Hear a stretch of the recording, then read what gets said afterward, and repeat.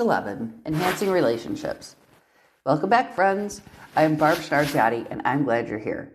Every week we come together to grow and glow, learning to live more fully, more consciously, as we glow from the inside out. This is week 11 of 12 of the Giatti Glow Life Coach series. If you're following along in my 12-week life coaching book, that's fantastic. But if you don't have the book, that's absolutely fine, but you will want something to write with and write on. If you'd like to get the book, just go to the About section of Giatti Glow, wherever you found this podcast, and there will be a link to my 12 life coach sessions for coaches and individuals book on Amazon. Or you can just go to Amazon and search for Schnarr Coach. That's Schnarr Coach. Schnarr is my maiden name, and that's what I use to write these books. You can support this podcast by buying any of my books or donating on Buy Me a Coffee. The links are in the Giatti Glow description. And if you've made it with me this far, I really appreciate you sticking with me. It sure would help me out if you could like, subscribe, and share this podcast. Before we dive in today, I want you to take a moment and think about the people who shape your world. Those who support you, challenge you, inspire you, and even those who occasionally test your patience. Relationships are woven into every corner of life. They influence your confidence, your happiness, your growth, and the way you move through the world. And yet, as essential as they are, relationships rarely come with a manual. Most of us learn through trial and error and the experiences that leave us lasting impressions on our hearts. This week, we're slowing down and taking a thoughtful look at those connections, not from a place of judgment or pressure, but from a place of curiosity and compassion. Together, we're going to explore what makes certain relationships thrive and others feel challenging, and how to strengthen the connections that matter most. This isn't about fixing people or perfecting relationships. It's about deepening your understanding, communicating with honesty, and showing up with the kind of presence that truly transforms your connections. Let's get started. Part 1, Why Relationships Matter. Relationships are at the heart of the human experience. They shape the way you see yourself, the way you interpret the world, and the way you move through each day. When you feel connected, supported, and understood, life feels fuller, warmer, and more meaningful. Healthy relationships offer a sense of belonging that steadies you during the unpredictable moments of life. They remind you that you are part of something larger than yourself, and that even on the challenging days, you don't have to carry everything alone. These connections become a source of resilience, helping you bounce back from setbacks, take brave steps towards your goals, and grow in ways that are difficult to achieve in isolation. But it's important to remember that relationships do not flourish simply because they exist. Even the strongest bonds need care. Genuine connection grows through intentional effort, through empathy, honest communication, curiosity, and a willingness to be supportive and supported. When you show up fully, when you listen deeply, when you share openly, and when you respect the boundaries and emotions of others, your relationships take a new depth. They become places of safety, encouragement, and mutual growth, rather than something you just move through on autopilot. This week, you're going to explore the habits and mindsets that help you create and maintain truly meaningful relationships. You'll learn how to evaluate the connections in your life with clarity, how to strengthen the ones that nourish you, and how to navigate conflict in a way that brings understanding rather than distance. You'll discover the power of active listening, the importance of communicating your needs through healthy boundaries, and the role empathy plays in building trust and emotional closeness. As you move through this episode, think of it as an invitation, a chance to look more closely at the relationships that shape your life and to approach them with deeper awareness and intention. This is your opportunity to nurture the connections that matter most and to show up more authentically and confidently in every relationship you hold. Part 2, Understanding the Relationships in Your Life. Not all relationships serve the same purpose, and understanding these differences helps you prioritize your emotional energy wisely. Supportive relationships are the ones that make you feel grounded and understood. These people cheer for your growth, offer compassion when you need it, and help you feel like the best version of yourself. You feel safe being open with them, and they respect your boundaries that matter to you. Transactional relationships, by comparison, are usually tied to goals or circumstances. They may be professional or practical. These connections can still be valuable, but they rarely hold the emotional depth of supportive relationships. They help you accomplish tasks or navigate shared responsibilities, but they do not necessarily require personal vulnerability. Then there are toxic relationships, connections marked by negativity, manipulation, or lack of respect. These are relationships that drain you rather than nourish you. They leave you feeling unsettled, diminished, or uneasy. Recognizing these dynamics is not about labeling people. It's about acknowledging the impact a relationship has on your well-being. Once you see the patterns clearly, you can begin evaluating each relationship with intention. Ask yourself whether this connection aligns with your values and long-term goals. Reflect on how you feel during and after interactions. Do you feel supported and energized, or do you leave feeling kind of exhausted and doubtful? And finally, look at the balance. Healthy relationships grow through mutual effort. If you are giving far more than you receive, or vice versa, it may be time to reassess the role this relationship plays in your life. We're going to do a little exercise here. List your 3 closest relationships. And then for each one, I want you to write down one thing that strengthens it and one area where connection could grow. Part 3. Strengthening your most meaningful connections. Deep and meaningful relationships rarely happen by accident. They grow through consistent, intentional care, the small, steady choices you make day after day. One of the most transformative habits is expressing appreciation, often and sincerely. When you take a moment to acknowledge someone's presence, effort, or support, you're not just offering a polite gesture. You're reinforcing the message that they matter to you, that their actions make a difference, and that you don't take them for granted. Appreciation strengthens the invisible threads that connect people. It deepens trust, softens tension, and helps both people feel grounded in the relationship. It may come in the form of a heartfelt thank you, a message left on a counter, or a warm acknowledgement spoken in front of others. Whatever the form, appreciation carries incredible emotional weight. Quality time is another pillar of strong relationships. In a world where multitasking has become the norm and attention is constantly divided, giving someone your full presence is one of the most meaningful gifts you can offer. It communicates, "You are important enough for me to slow down." Whether it's a relaxed conversation over dinner, a quiet walk where you simply enjoy each other's company, or a few minutes each day to check in deeply, these moments of unfiltered presence strengthen your sense of connection in ways that most people long for but rarely receive. The content of the time matters less than the quality of your attention. Openness and vulnerability deepen the emotional fabric of a relationship even further. When you allow someone to see parts of you that are real, tender, imperfect, or uncertain, you make room for true intimacy. Vulnerability is not about oversharing, it's about being authentic. It sends a powerful message.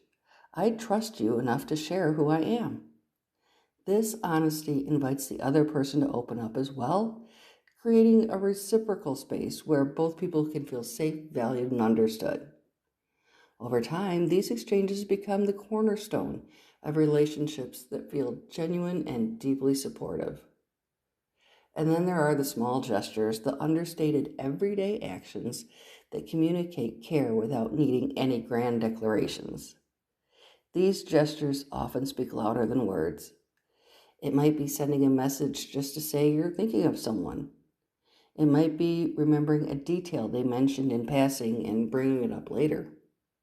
It might be a cup of tea placed on a table before they even ask, or an act of service done quietly because you know it will make their day easier. These moments create a rhythm of kindness that keeps the relationship warm and alive. They remind the other person that they occupy meaningful space in your heart and mind. Strengthening your most meaningful connections is not about perfection, it's about intention. It's about showing up consistently with care, presence, curiosity, and a willingness to nurture the people who matter most. Every small act builds towards deeper closeness. Part 4, Practicing Active Listening. Active listening is one of the most transformative skills you can bring into any relationship. It communicates respect, care, and genuine interest. To practice active listening, start by giving your full attention. Put away distractions, make eye contact, and let your body language show that you are fully present. This small shift alone invites the other person to open up more deeply. As the conversation unfolds, demonstrate your engagement through verbal and nonverbal cues. Nodding gently, offering affirming words like, "I understand," or "tell me more," and maintaining a calm, receptive posture to help the speaker feel supported. Paraphrasing their words ensures clarity. When you say, "It sounds like you felt overwhelmed when that happened, is that right?" you demonstrate that you are not merely hearing their words, but truly absorbing their meaning. Open-ended questions deepen the connection even further. These questions show that you care not just about the facts, but about the emotions and experiences behind them. The biggest barriers to active listening are the habits we fall into without noticing, like interrupting or mentally preparing your response while the other person is still speaking, multitasking during the conversation, or dismissing their emotions because they make you uncomfortable. Becoming aware of these habits is the first step towards changing them. How about trying this? During your next conversation, practice active listening intentionally. Pay attention to the speaker's words, emotions, and body language, and afterward, reflect how the interaction changed when you listened with a full presence. Part 5, Navigating Conflict with Respect and Clarity. Conflict is a natural part of any relationship where emotions and real investment exist. It's not a sign of that something is failing. In fact, its presence often indicates that both people care enough to be impacted by one another. The healthiest relationships are not the ones without disagreements, but the ones where conflict becomes a doorway to deeper understanding rather than a wall that divides. What truly matters is how both people choose to show up when the emotions rise and perspectives collide. A grounded emotional state is the foundation for navigating conflict well. When you begin from a place of calm, your thoughts become clearer, your response is more intentional, and the ability to listen far greater. Before you speak, give yourself a moment to pause. Take a breath.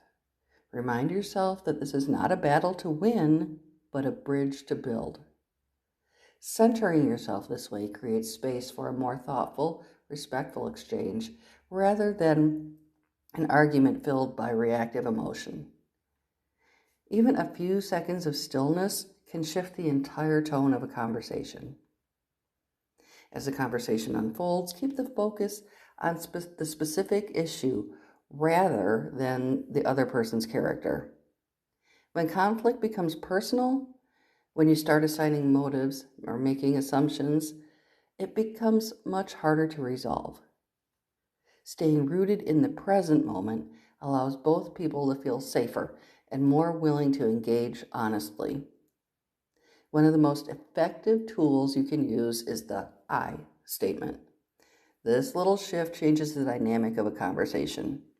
Instead of, "You always make things harder," you might say, "I feel overwhelmed when last-minute changes happen." This communicates your experience without turning it into an accusation, and it reduces defensiveness and makes room for genuine dialogue. Healthy conflict resolution is not about proving a point. It's about understanding each other and finding a path forward together.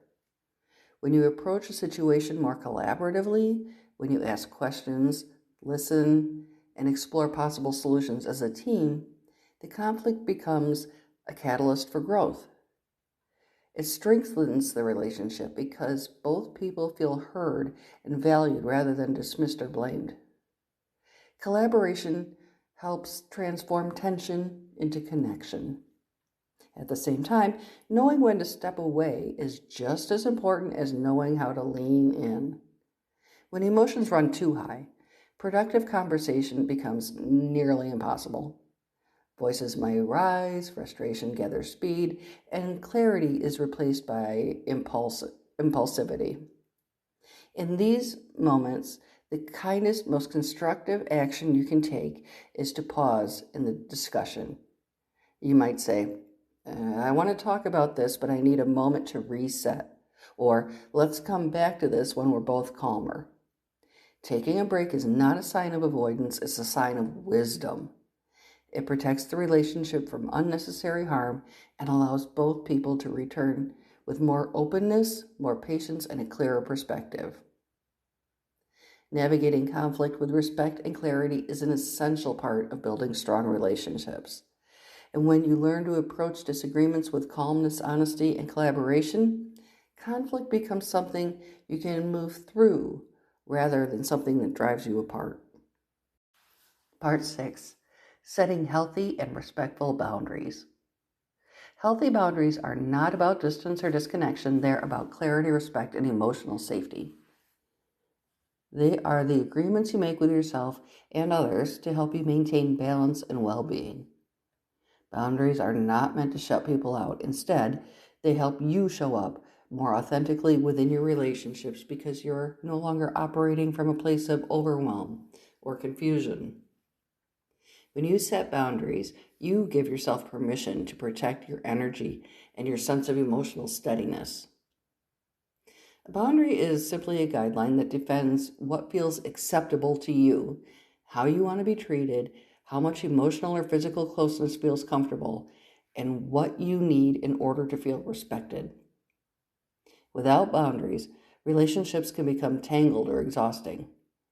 You may notice yourself saying yes when you mean no, overextending yourself or feeling responsible for others' emotions in ways that drain you. Boundaries help you step out of those patterns and into a calmer, more grounded way of connecting with others. Different types of boundaries serve different purposes. Physical boundaries involve your comfort with touch, personal space, and physical proximity. Some people feel at ease with hugs and closeness, while others value a bit more space, and both are completely valid. Emotional boundaries protect your inner world, what thoughts and feelings you share, how much vulnerability you offer, and at what pace you open up.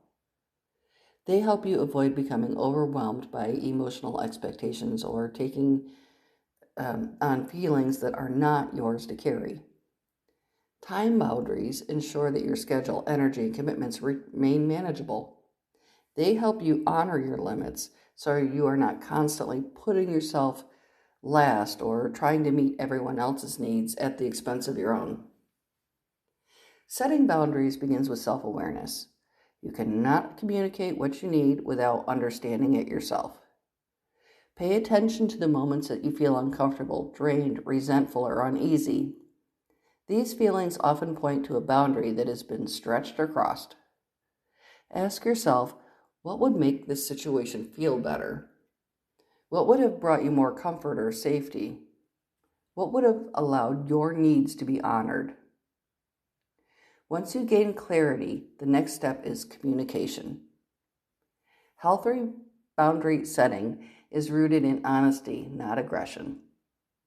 When you speak from a calm and respectful place, you give others the chance to understand you rather than feel blamed or criticized. Using clear, compassionate language like I need, I prefer, or I feel helps create openness in the conversation. The goal is not to control or guilt anyone, but to create a mutually respectful dynamic where both people's needs can coexist. Enforcing boundaries is equally important. A boundary without follow through is just a wish, and over time it loses its meaning. Consistency shows that you are serious about honoring your needs. It also helps others adjust to the new dynamics rather than confusion.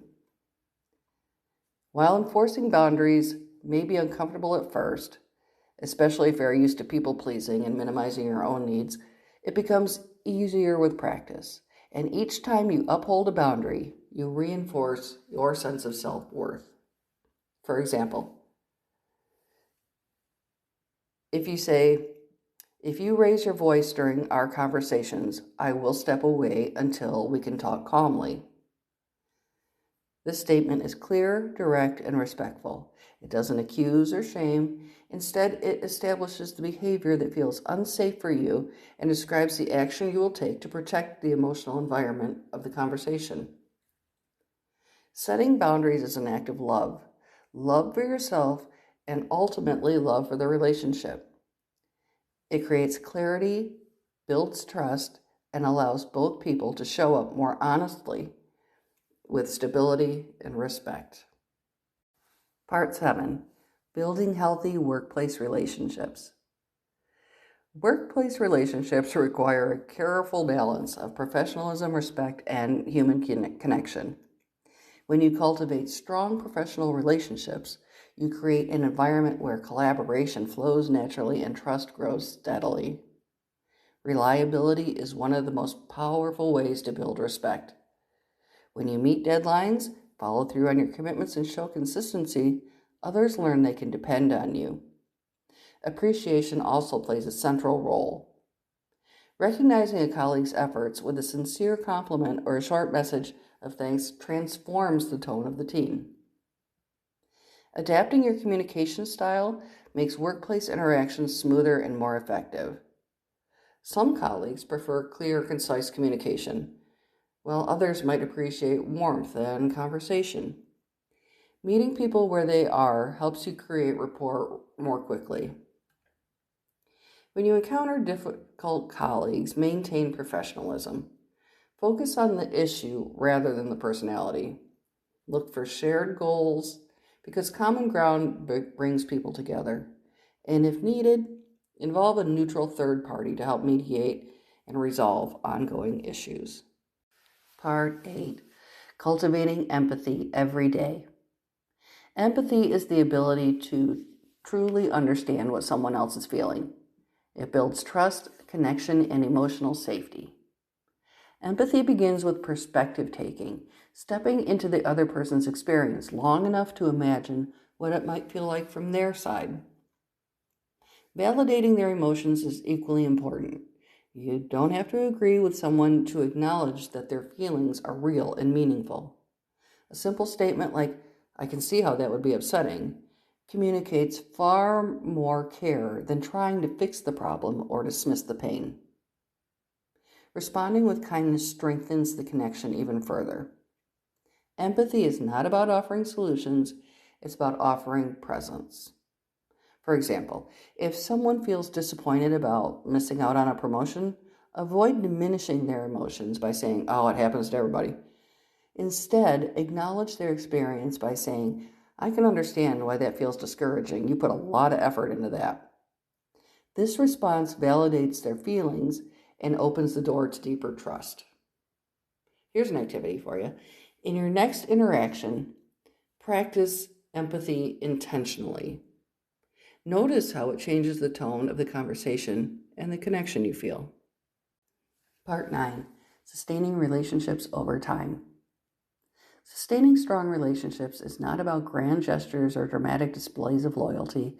It's about simple, steady habits that create a sense of safety and emotional continuity.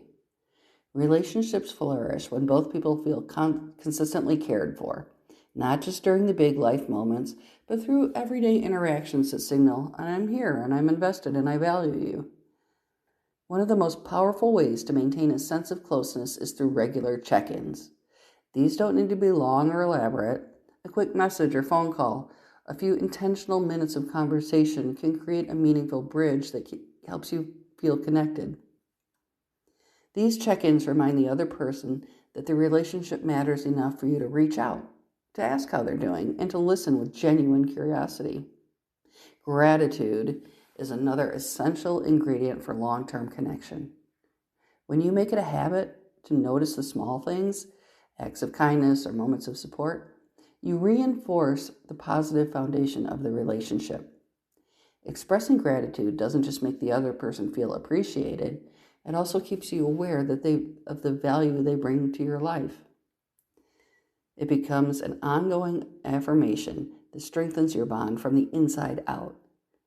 And then there is presence, the deeply human desire to feel seen, heard, and valued. When you give the people you care about your full attention, even for a few minutes, it signals respect. It shows them that you are choosing to be with them in that moment, free from distractions. Presence transforms ordinary moments into meaningful ones. However, sustaining relationships over time also involves discernment, the ability to recognize which relationships continue to support your well-being and which ones no longer do. Not every connection is meant to last forever, and that's a natural part of life's ebb and flow. Some relationships change as people grow in different directions. Others become unbalanced, leaving you feeling depleted or chronically stressed. And sometimes a relationship that once supported your growth may begin to limit it. Recognizing when a relationship no longer aligns with your emotional health is not an act of blame, it's an act of self-respect. Letting go or gently stepping back creates space for relationships that nourish you to flourish. It may be difficult, but it is often necessary for your long-term well-being and personal growth. Sustaining connections is about balance, about showing up consistently, appreciating what's good, communicating openly, and also understanding when a chapter has come to its natural end. When you approach relationships with this blend of intention, gratitude, presence, discernment, you create connections that are healthy, resilient, and deeply meaningful. Part 10, closing. I want to wrap this up by saying, enhancing relationships is a lifelong journey of self-awareness and intentional choices. When you evaluate your connections thoughtfully, practice active listening, navigate conflict with care, set boundaries with confidence, and show empathy consistently, you create relationships that uplift your life rather than drain it. Every step you take to understand and nurture the people around you becomes an investment into your own well-being, your own personal growth, and your sense of connection to the world. You deserve relationships that support, inspire, and respect you. And this week has given you some tools to help you create exactly that. We'll see you next week for the 12th and final episode in this life coaching series. Next week, we're going to talk about sustaining progress and future planning. Don't forget that starting January 1st, 2026, we're going to switch gears and we'll be starting our 12-week Ikigai series. Yay! See you next week. Giatti Glow is powered by the Life Coach Store, which is owned by me, Barb Giatti. On my website, you can find all kinds of great resources for over 20 types of wellness coaches. Check out thelifecoach.store for more information.